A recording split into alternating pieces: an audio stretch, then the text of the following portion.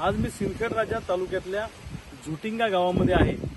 काल परवा जो अति पाऊस झाला, ढगफुटी सदृश पाऊस झाला, याच्यामुळे इथल्या विहिरी संपूर्णपणे कोलमडून गेलेल्या आहेत, खलास झालेल्या आहेत आणि पिकही पूर्ण वाहून गेलेले, मातीचा थरही जमिनीचं वाहून गेलेला आहे। आणि पहिलेच हवालदिल असलेला शेतकरी अभिमन्यू जसा चक्रव्यूहात फसला तशा पद्धतीने आता हा शेतकरी चक्रव्यूहात फसलेला आहे। एकतर गेली 3 वर्ष झाले सोयाबीन कापसाला भाव नाही, त्यामुळे शेतकरी अडचणीत आहे। बँका पीक कर्ज द्यायला तयार नाही, सरकार कर्जमुक्ती करायला तयार नाही आणि अशा परिस्थितीमध्ये निसर्गही आता आम्हाला मारतोय। शेतकरी सगळ्या बाजूने कोलमडलेला, उद्ध्वस्त झालेला आहे। अशा परिस्थितीमध्ये आज जेव्हा पाहणी केली तेव्हा शेतकऱ्यांच्या डोळ्यातलं पाणी आणि जमिनीत साचलेलं पाणी हे सारखंच होतं। अशी परिस्थिती आहे। मायबाप सरकारला विनंती आहे की तातडीनं पंचनामे करा, 100% नुकसान भरपाई द्या आणि शेतकऱ्यांच्या दुबार पेरणीची व्यवस्था करा, नाहीतर या शेतकऱ्यांची पावलं ही गळफास घ्यायच्या दिशेने जातील।